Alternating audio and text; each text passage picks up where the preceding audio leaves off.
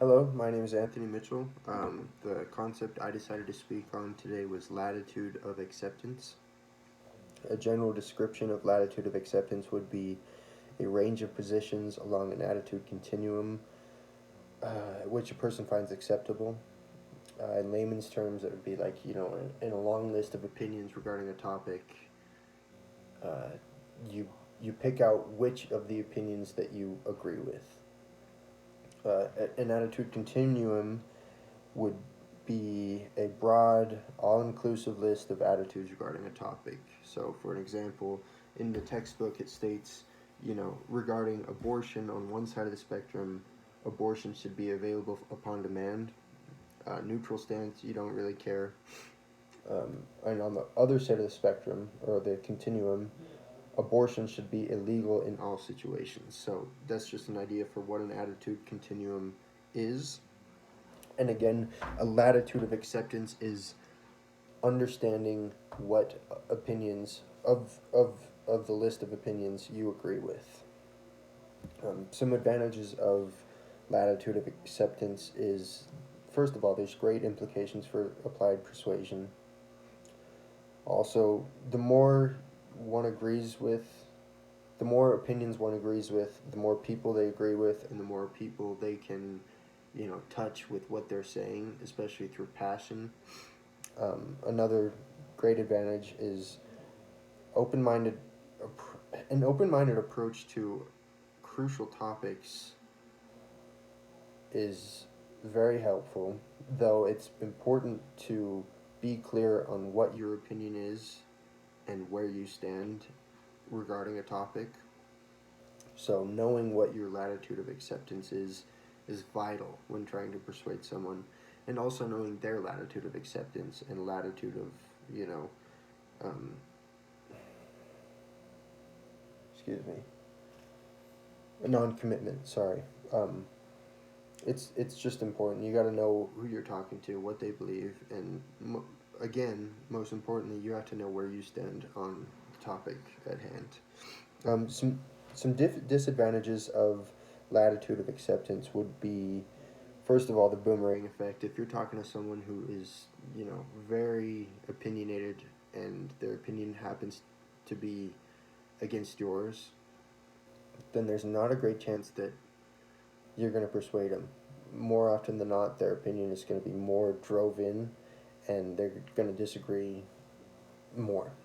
Um, when you're talking to someone with a neutral stance, they don't really care.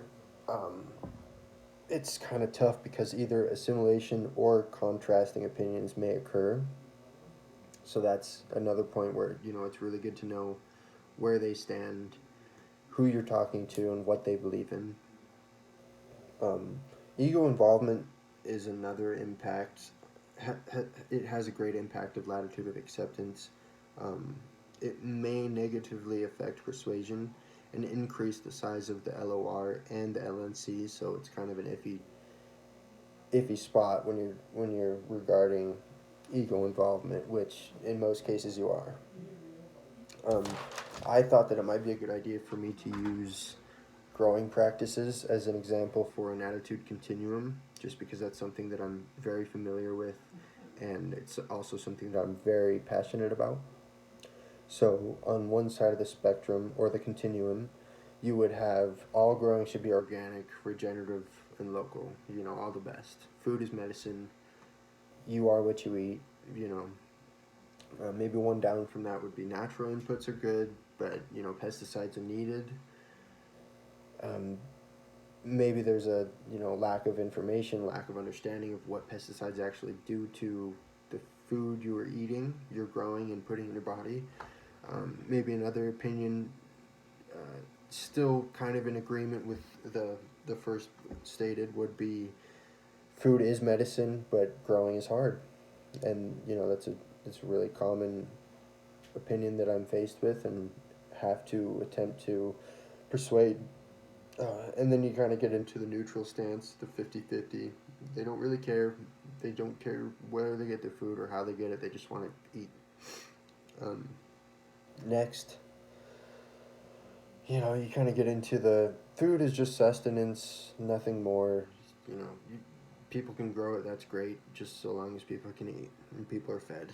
Um, no, really, no great regard for how it is produced, and if the the practices are ethical. Um, Next, you might get into an opinion of organic may be better, but Miracle Grow is easiest. You get big tomatoes from Miracle Grow.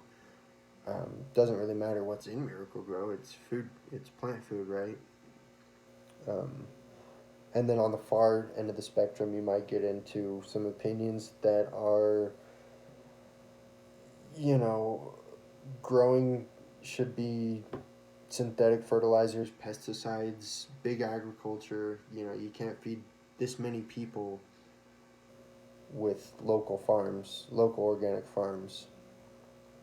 And I've had conversations with people on all points of this continuum, and I 100% agree. With the neutral stances, it's kind of a 50-50 assimilation or contrasting opinions may occur.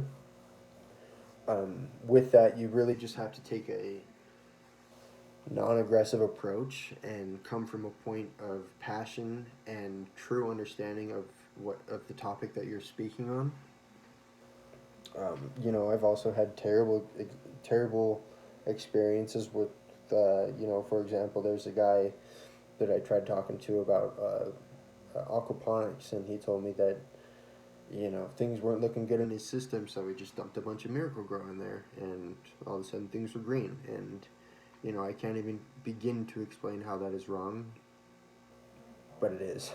And something with someone like that, it's really tough to change their opinion and to help them to see things as you do, um, because of the boomerang effect. You might say something that they disagree with, or you might say something that upsets them, and then boom, they're even further down the continuum in disagreeing with you.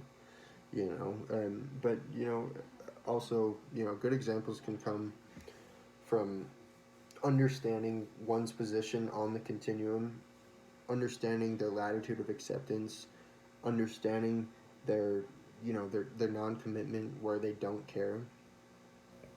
My grandparents, about 4 years ago, when I started getting into growing, my grandparents took interest because they have a garden and they love to grow, but they were using Miracle Grow, but not because they were passionate that it worked, or they had strong opinions. They just that's the way it went, and that's what they were told to use, and it worked, so that's what they did.